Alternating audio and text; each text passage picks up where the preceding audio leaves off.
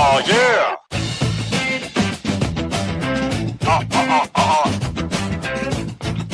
Politics, more like politricks with your polipricks.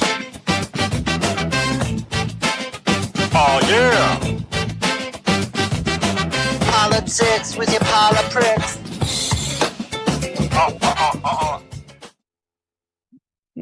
Yeah. Here we go. You know, I forgot to upload the Christmas image I made. Hold on, I'll pull us all out just so you can see the cute little hats I put on the ticks with AI. Look at that. That's impressive. Adorable. That's really nice. cute. It is so nice to be able to go in, like, upload it to ChatGPT and like put Christmas hats on these fucking ticks, and it's like, all right, just get it right back in 2 minutes. It's great. As Dan Smots can't feed his children now, all the graphic artists in the world. They can feed them. I mean, he just doesn't do any work anymore. He just, has ChatGPT do it and charges people the same rate. Yeah, there you go. Or either that, or he's going to start filming those Snap videos where he's like, "Just got my EBT," and we'll see Smot. Lobster and welcome. steak. Yeah. Dude, I bought welcome to Politics, everybody. This is the Naughty and Nice show. I'll tell you what's naughty. Frickin' beef prices are still very naughty. $240 for a prime rib, bone on, on the rack prime rib I'm cooking for Christmas.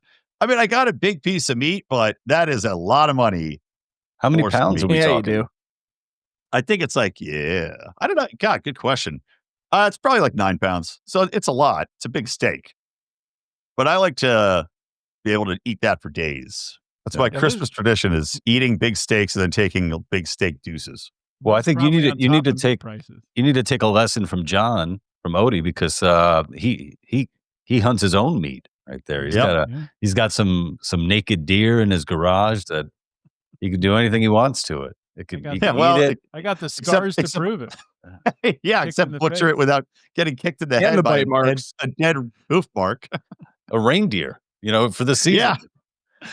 Yeah. You should have totally try to really hoof yourself in the head harder, John. So that way on do you still have the hoof? Because you could have kept it. Then right before Christmas, you just wake up and you're like, look what happened, kids. Santa's reindeer. Holy shit. What I like to do with the hoofs is instead of Christmas cards, I just mail them each time. So this year I got 2 deer, so I got 8 hoofs, and just mail them out. I'm not high enough. I'm not high enough on the list to get one of your Christmas hooves. Maybe it's coming. That actually sounds like a warning. It sounds like kind of like a threat, like a forest mafia. Christmas Godfather. Yeah. It would be so hard if you were Santa Claus trying to send a message and you're chopping off reindeer heads. Well, number one, you only have so many reindeer. Yeah. So now you can only send a few messages, but a poor horse Prancer. Head, Prancer's losing his head. Sorry, on Dasher, on Dancer, on Donner. But it would be so hard to put a reindeer head in someone's bed with those giant antlers. I mean, you're gonna see it before you open your eyes in the morning. You're gonna feel those things. You might lose your eye, poke your eye right out. Yeah. Goes right up your ass. Yeah, that early draft of the Godfather script that was really weird. It was just there was so much so much Christmas material in there. So much that they were. The Godfather was a Christmas movie. It was a Christmas movie. Mario Puzo, which sounds like an elf, right? Mario Puzo sounds like an elf. The original Godfather theme went do do do do do do do do do do do do. All right, well, let's get into it, guys. We got naughty and nices. We need to deliver like Christmas, like packaged Christmas gifts, and we've got our little list to go through here. I mean, we got to start off with the big dog himself, right? Donald frickin' Trump, who I don't know if he's as funny as he is on Christmas as he is on Halloween, where he likes to put candy on top of all the children's heads. But where do you guys fall on the Donald, President Trump, in 2025? I can start. I mean, I voted Jump on the Trump. grenade, John. I've been open about that, obviously. He was shot in the head last year. And I think that kind of got a lot of people on his side. That in addition to, bringing Elon on board and saying nice things about Ron Paul and coming to the Libertarian Convention. And he got a lot of people who have libertarian leanings on his side. And of course, with the freeing freeing of Ross Ulbricht, which he did, which was awesome. And a lot of people said, I'll vote for him. And if he does this, then I'll be happy with my vote. Well, they're still complaining. So are they really happy? I am, but you're right. I was one who said that. I'll be happy if he frees Ross Ulbricht. And yeah, I am loudly still complaining. Yeah, and I'll still complain too. And I'm still happy with my vote. I would not have changed it based on what I know now. But it's extremely disappointing. I mean, you do have to think, though, within the past week, he did unify the country.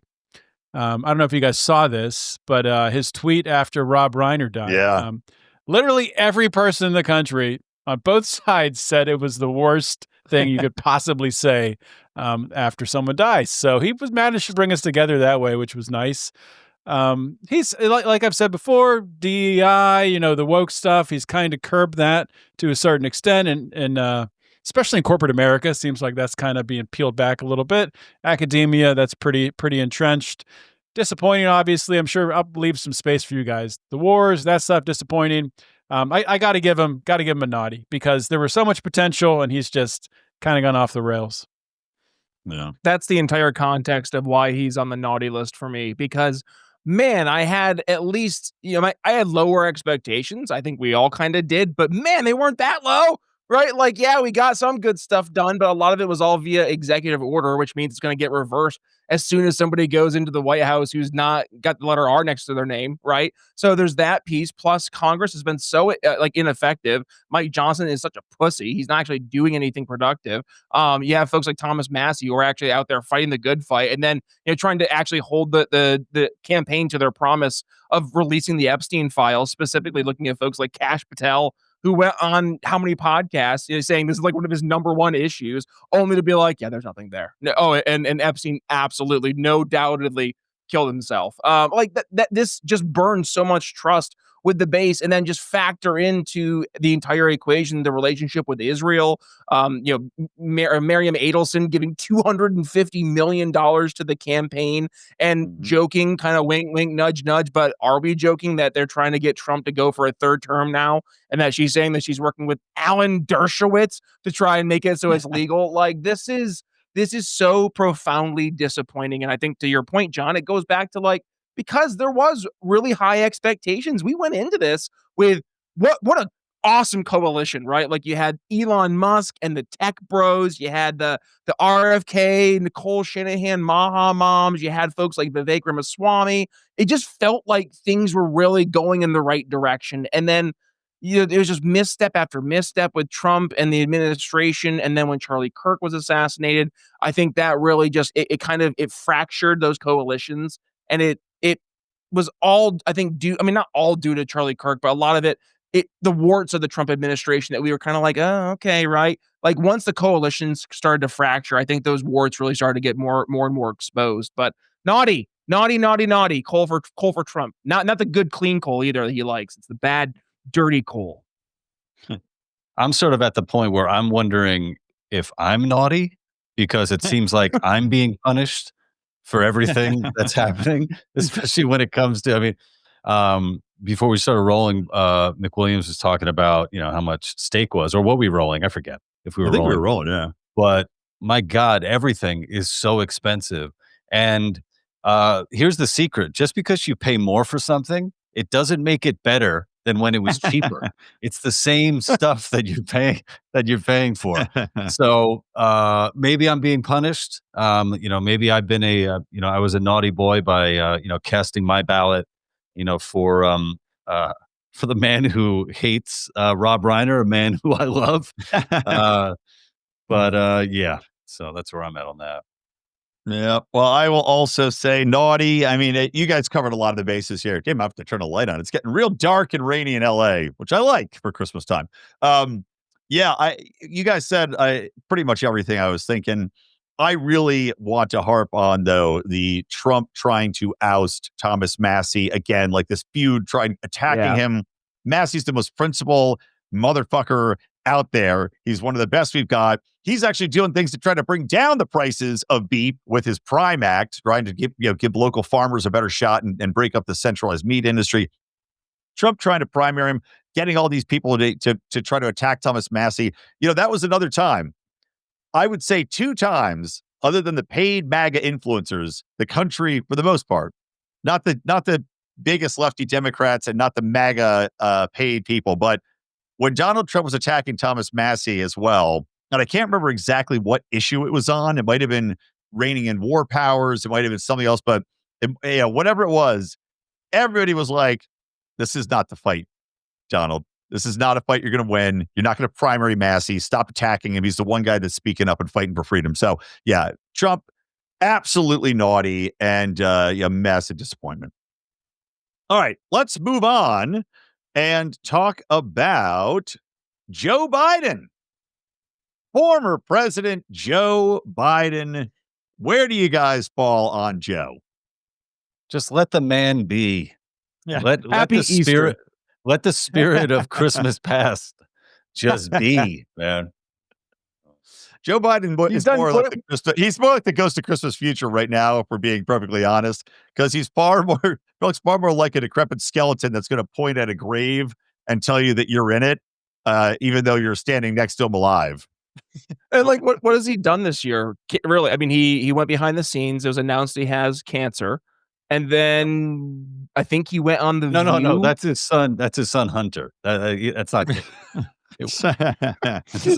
And then beyond that, he went to I think the Eagles game a couple of weeks ago. But has he really done?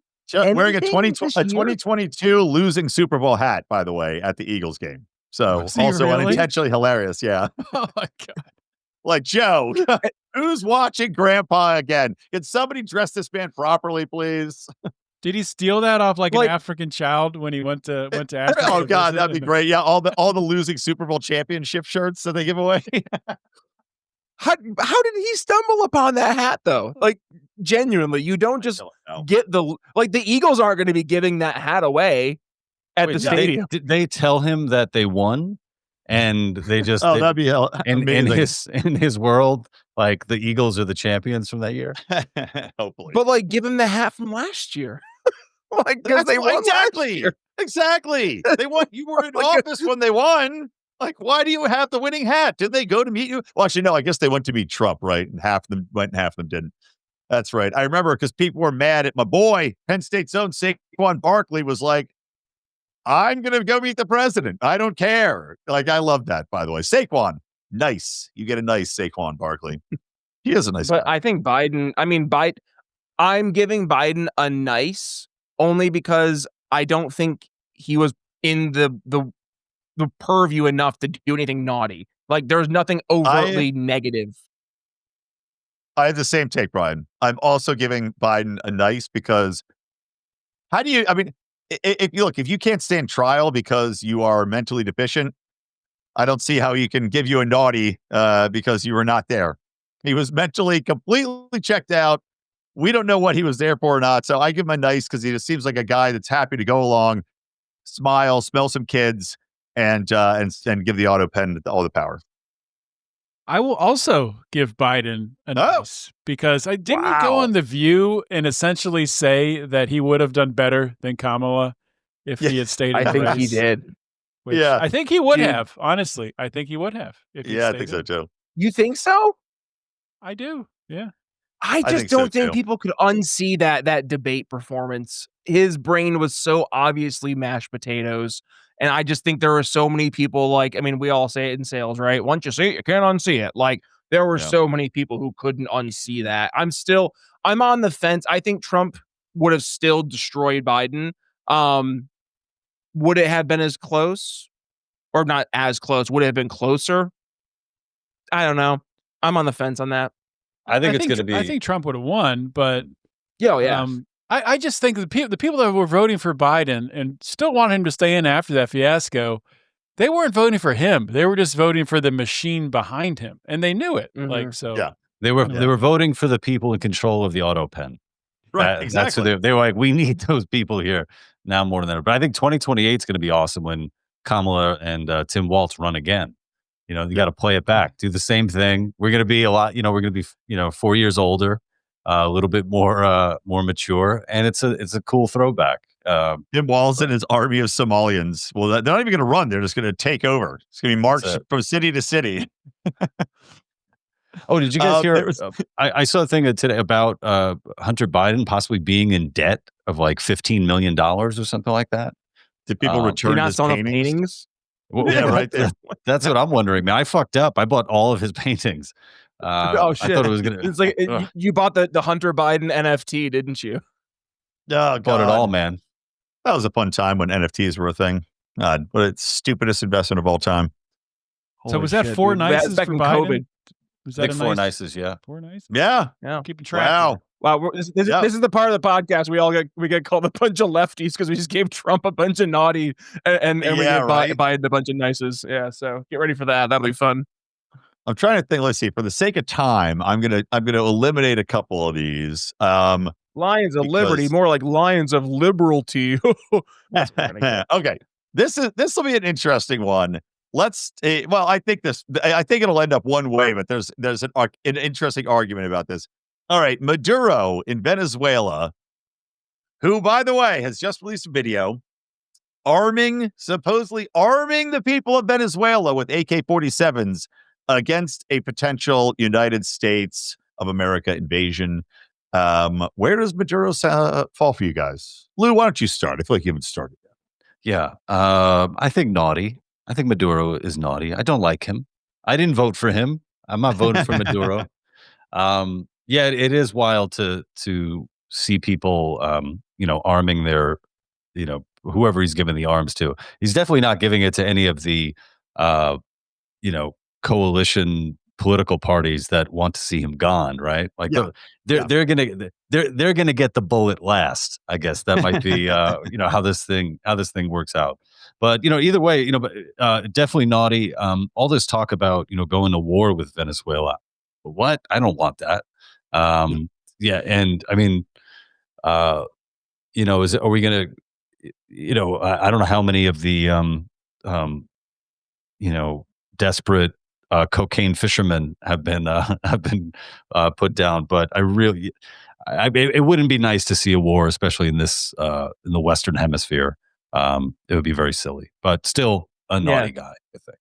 I'm right there with you, naughty. But to your point, right? Like I think there's this conflation of if you think Maduro's a bad guy, that means you somehow tacitly embrace and support Trump's supposed ideas of war with Venezuela. Like, no, that's not the case. But Maduro is not a good guy. He's a dictator. He's an authoritarian. He oppresses his people. One of my good friends from college, she actually grew up in Venezuela, and she was on my show back in like 2018.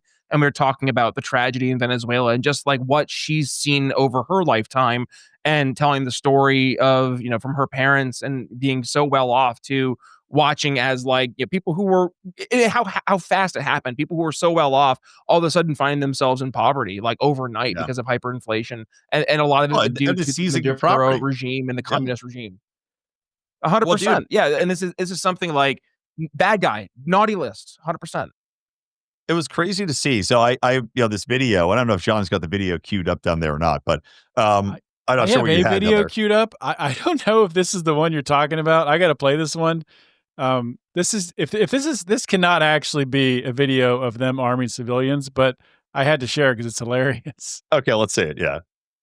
So if this is the civilians they're arming, then I'm not too worried about the women's softball team. Wait, how the fuck are you fat in Venezuela? Yeah, right. Exactly. This is insane. Look at those tortas, man. Well, the middle class gets skinny, but the people that work for the military get fat. This wasn't the one I had. I had them like handing out. They're taking crates off a truck, and they had like a sign up table with AK-47s on it. But like Lou said, they're not giving these out to people. There's no way in hell. It's complete propaganda nonsense to pretend that he would arm his people when like the elections are rigged. But I posted, I'm like, all right, if true, wow, what a great time for the people to rise up and overthrow the government, right? If he's giving them guns and ammo. The number of socialist, defenders that come out of the woodwork and they're like, "Oh, you don't understand it. His people love him. He wins every election. This is great. They're doing wonderful." It's like, you people are idiots. And my favorite was some jackass goes, "Hey, how many people do you know from Venezuela? Are you from Venezuela?" Now, I do know people from Venezuela, and they're not happy with the way things are going. But of course, where's this guy asking me this from? The Netherlands. So, he can also shut the fuck up.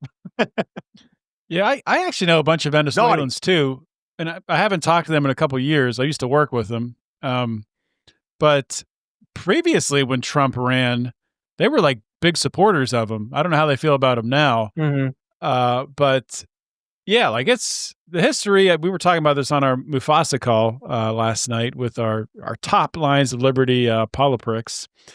And like a lot of people forget that, Venezuela seized U.S. companies and, essentially told employees either, swear allegiance or get the hell out. This is told Venezuelan citizens this, not just expats operating in the country.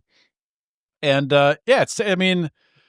it's terrible what they've done to the country. Venezuela is a beautiful country, and they were doing like very, very well. Like wealthy people, affluent people, you were able to find success there, and that just all kind of just went away, like you guys said, like overnight. So Maduro obviously not doing anything to get them back to that. With that being said, going to war with them and blowing everything up is not going to get them back to that either. So Maduro's not good, and what's happening right now, what Trump's doing, also not good. So do you guys remember? It wasn't too long ago when the Venezuelan woman won the Nobel Prize, right? Yeah, yes, and I forget Canado. Yeah, and her name. And I think it was funny seeing all the comments, thinking like, she must hate Donald Trump, or Donald Trump's going to hate this because of a Latina has won the prize. And then she goes and posts like thanking Donald Trump, and then suddenly now everyone's like, well, she must be like kind of a warmonger or something. Now, I don't know how the lines break down when it comes to like the Nobel Peace Prize, as far as, what percentage of people see the person winning the Nobel Prize as an actual peace person versus like an enemy. But that seemed like a nice confusing moment for a good segment of the commenters online. All right, so four naughties. Naughty. Naughty. All right, next. This should be an interesting one. Candace Owens. What do you think about Candace Owens? And not just taking physical attractiveness into play, she's attractive. But is she naughty or nice for all of her undertakings this year? All of her accusations and undertakings? Go ahead, Odie, you start.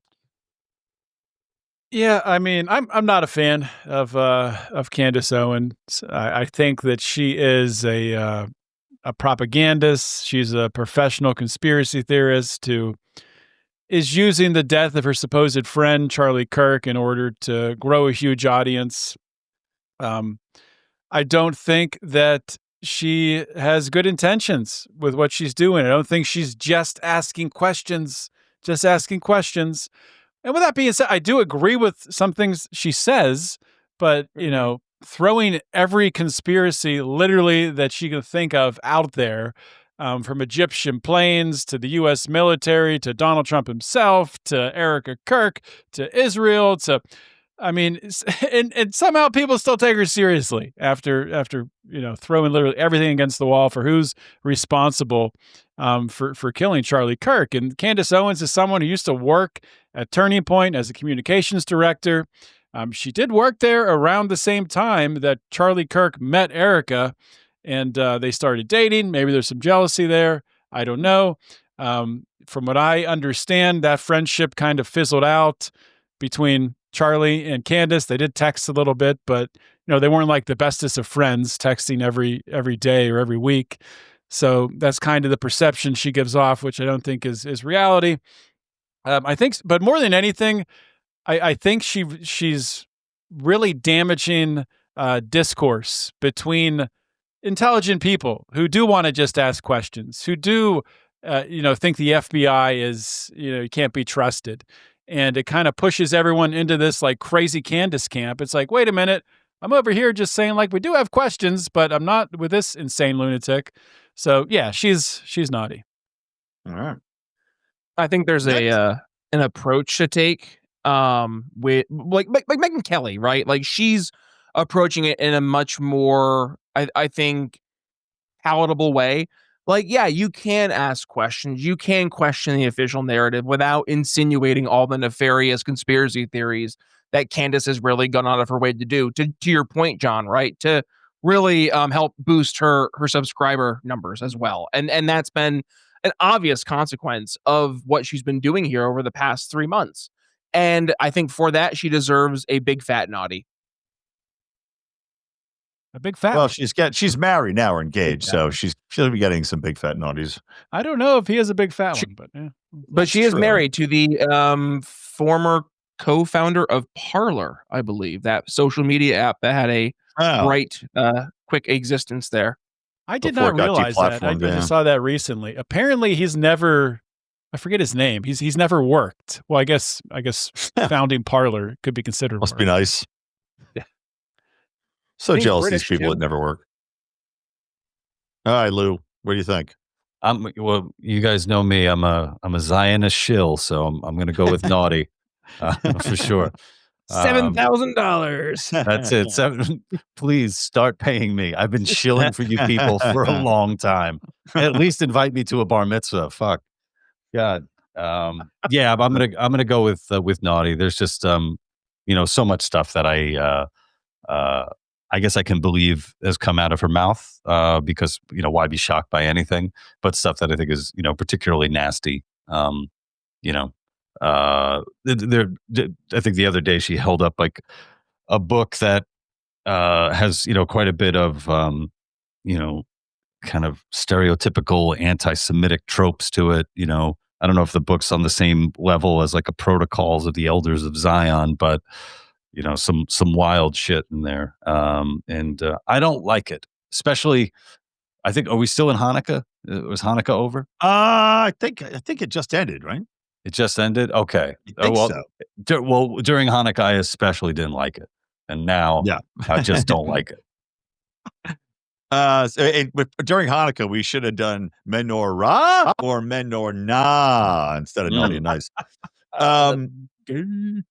Yeah. So you like that? I'll also go naughty. Really, and to echo what Odie was saying, and again, this is another one of our Mufasa guys, Carl. It is Candace Owens is to me the AI of media personalities. You don't know what to believe. You don't know if you can believe anything, and you have to go with everything that comes out with an absolute height of cynicism, which is too bad because I'm sure there's nuggets of truth in some of what she's saying, but it's just so unbelievable all the time that it does delegitimize the conversations. And I like the way you put it, Odie. It's like it does get in the way of people having, with real intentions and real arguments, having conversations to have that kind of chaff in there. So naughty as well. Moving on. Next one. This should be high entertainment value. I hope to take that one to talk through it. But Kanye West, and I'll go first and tell you why I put him on the list. And it's because Kanye has been fascinating to watch. Going out there, first going MAGA, then going full Nazi. I mean, the guy took out an ad during the Super Bowl that just linked to a site with a Nazi symbol on a t-shirt. Holy crap. Like it's fascinating to watch. Fascinating to watch Kanye. The thing, and then he had the Hail Hitler song come out, right? N-word, Hail Hitler. And that was this year. I forgot. That was this year. That was this year. I am going to give him a nice, though. And the reason why I'm giving him a nice is that you do need people in the world that shock the shit out of people so badly that they actually start to go, okay, why is he so crazy? What happened to make him so crazy? Why is he on this kick?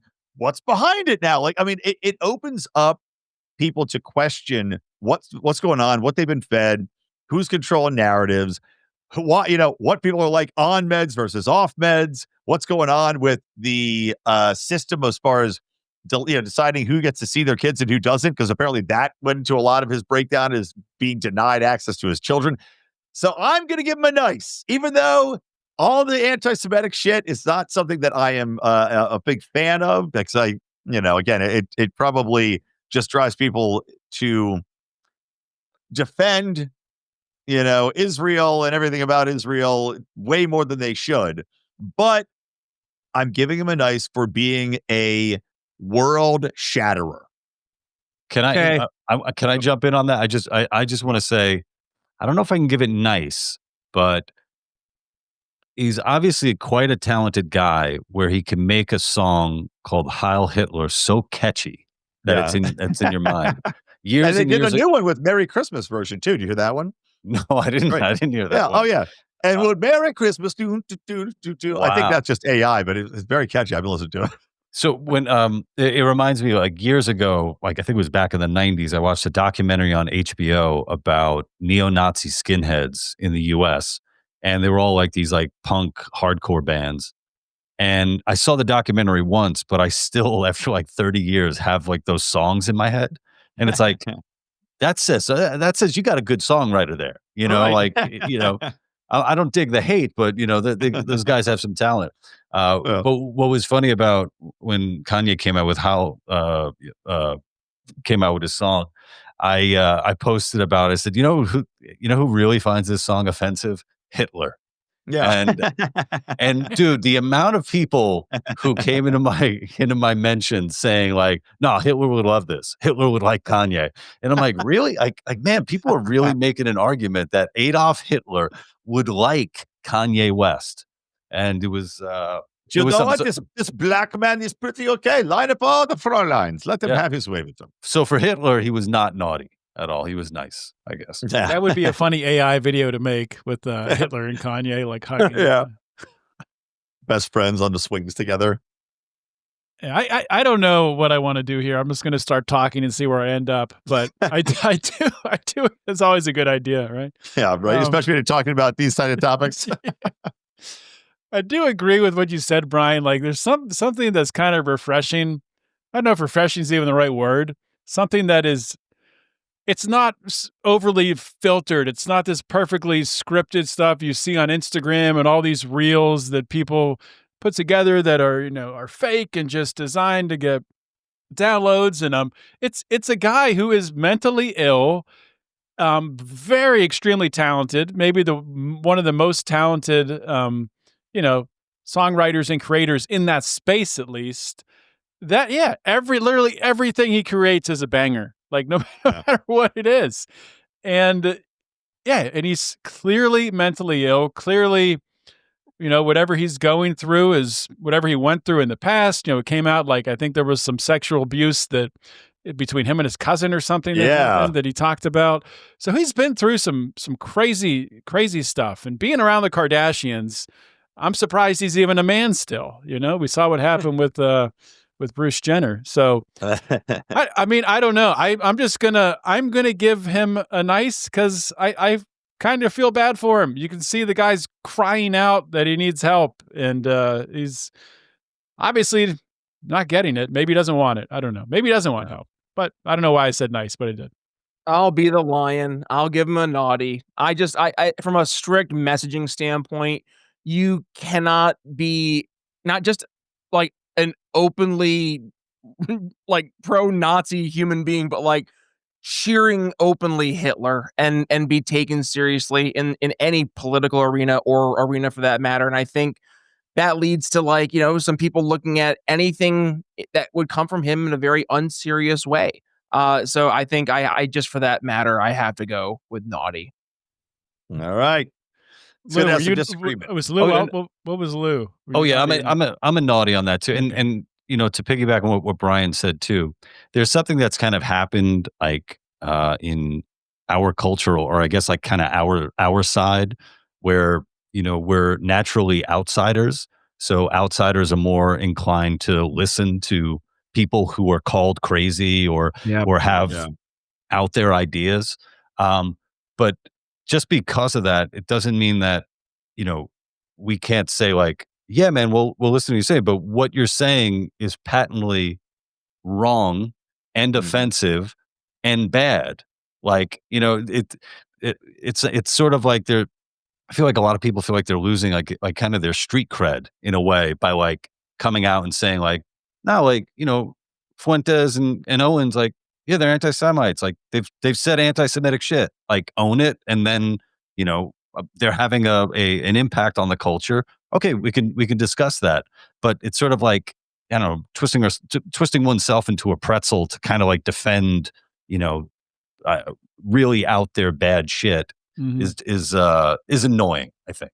So, well, it's this, and if I may, it's the quote I've used talking about our friends on the left, right? Don't be so open-minded that your brain falls out. Likewise, though, to the right, right? We've gotten to this point where in 2024 we are trying to build a coalition to win an election, and I think in the building of a coalition that also opened up this mentality that, well, if I'm going to partner with people I don't agree with 100%, does that mean I just open the doors to everybody as long as we're kind of on the same wavelength, right? Like, not saying that Nazis are on the same wavelength as the Republican Party, but like when you look at where Kanye West would probably line up, I mean, he was very pro-Trump for a number of years during his last presidency, right? But then Kanye ran in 2020, whatever. So like, but you see, like right there was there's an unseriousness when you kind of go outside of that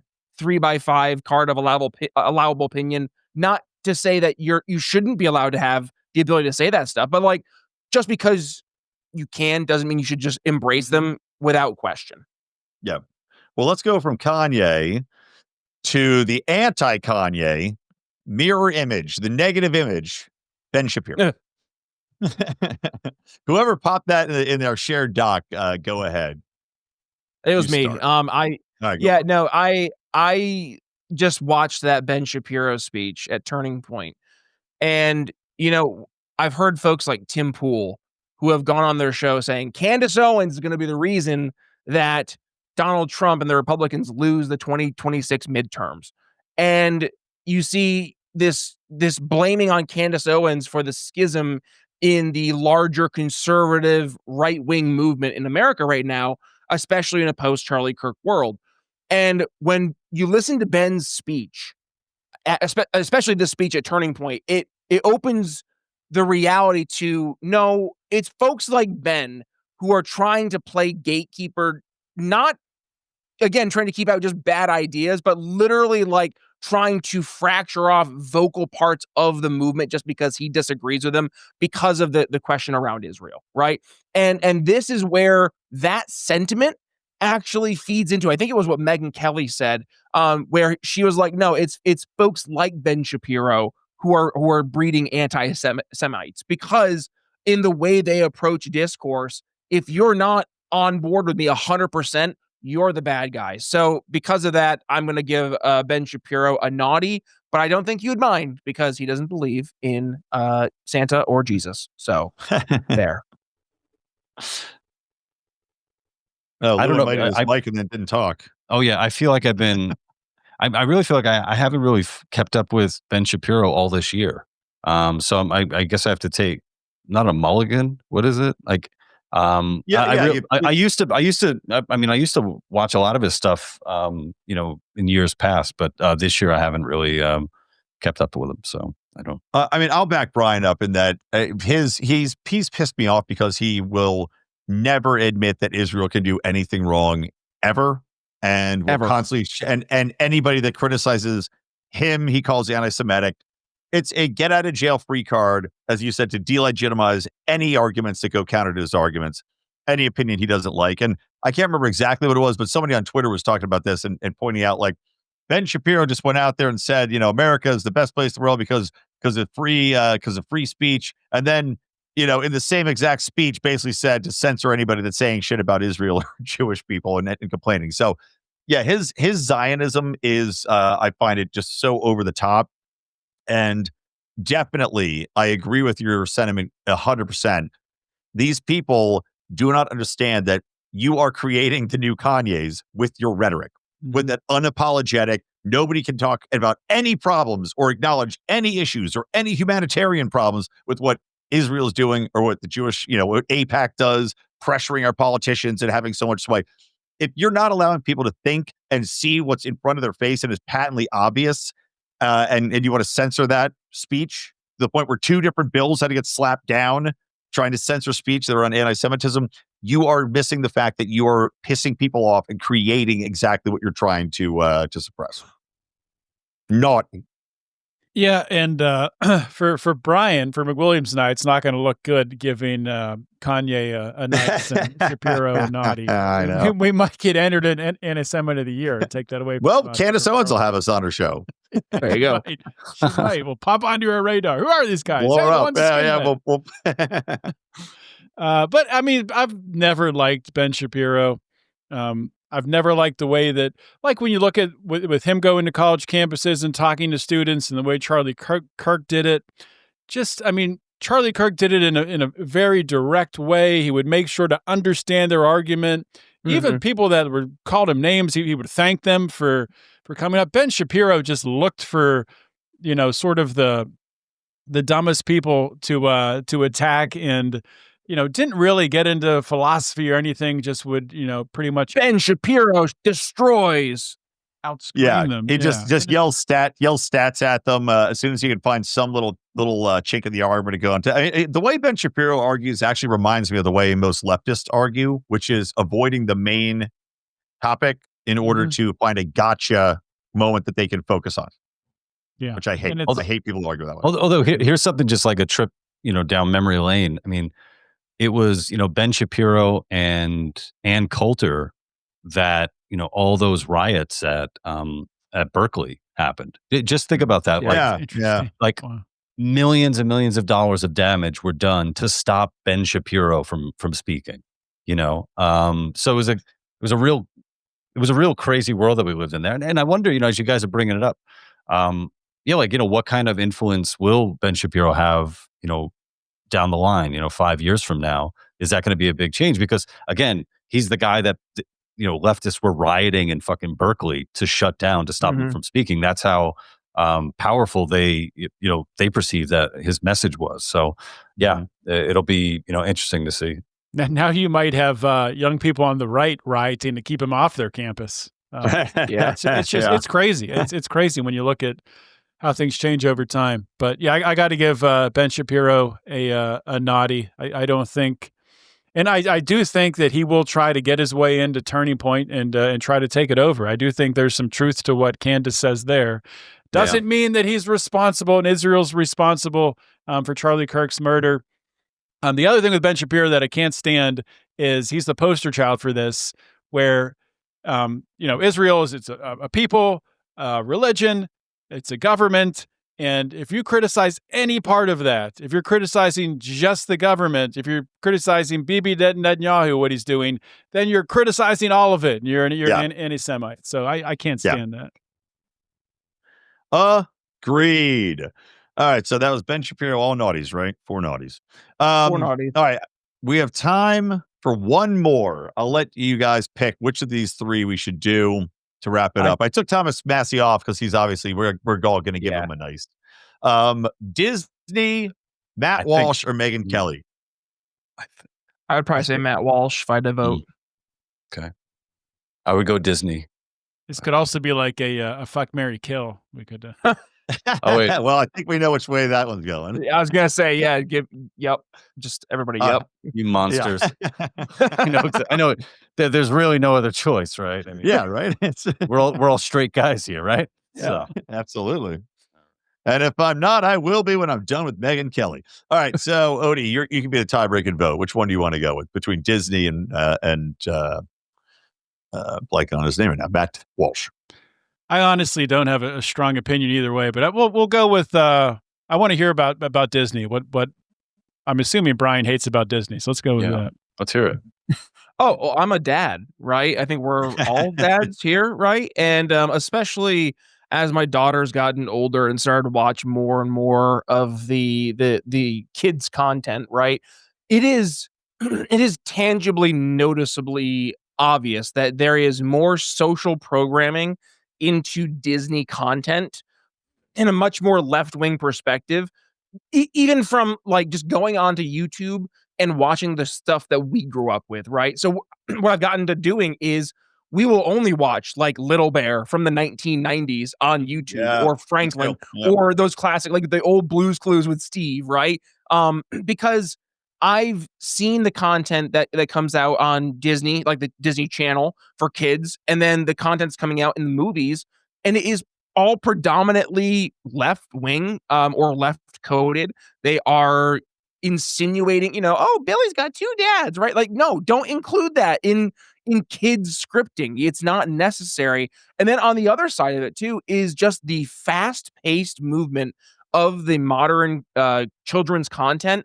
It is entirely built just in the way that Reels keeps our attention span captivated.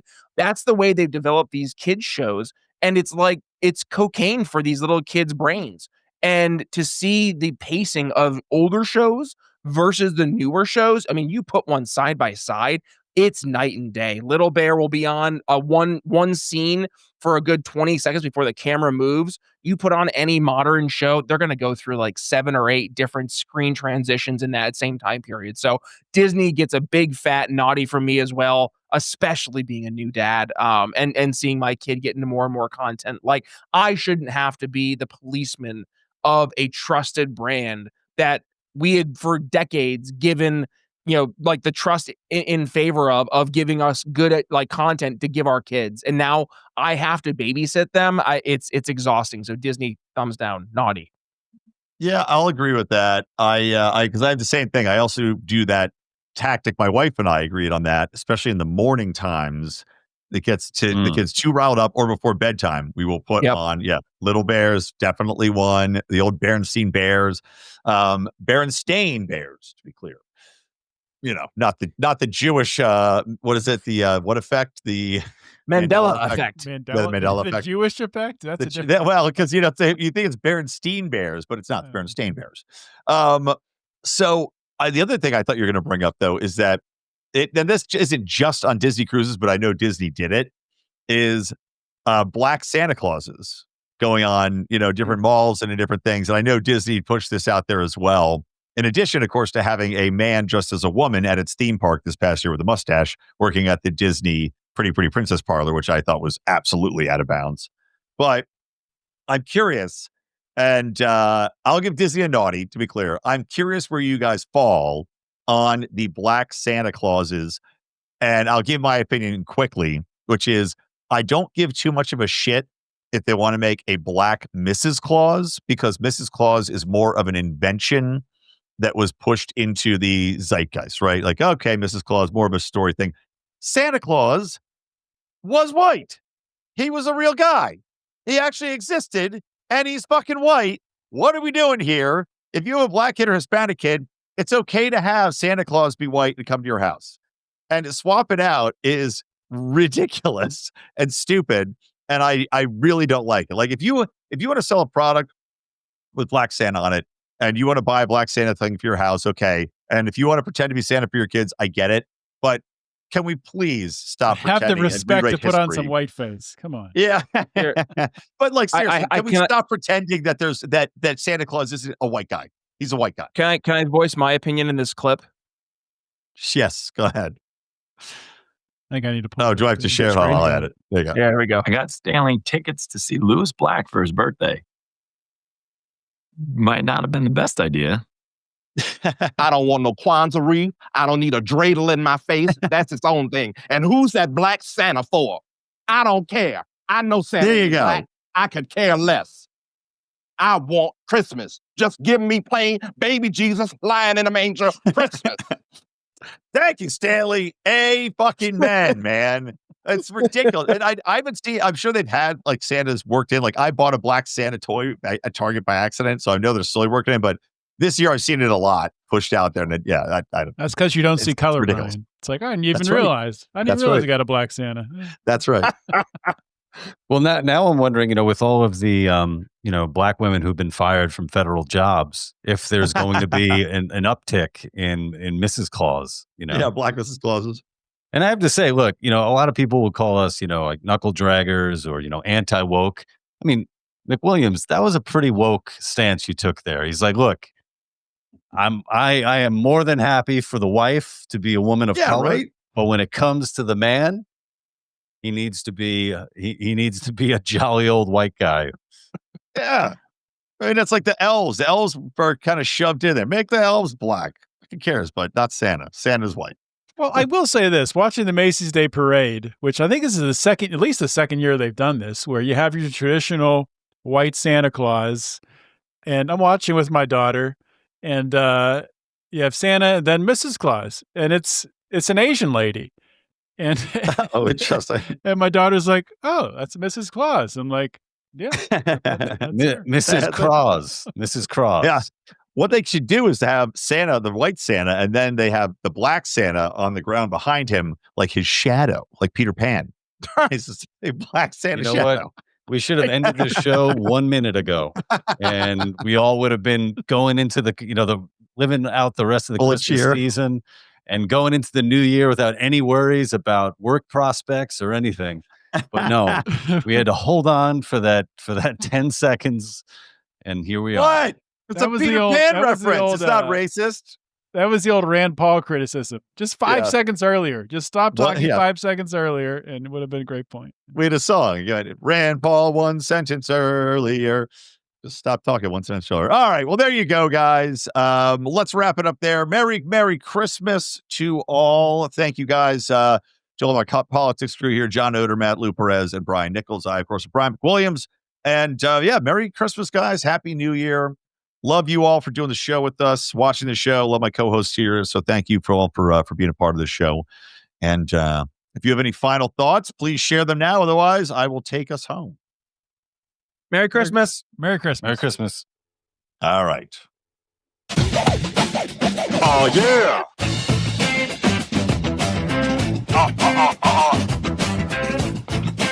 Politics, more like politricks with your polipricks. Oh, yeah. Politics with your polipricks.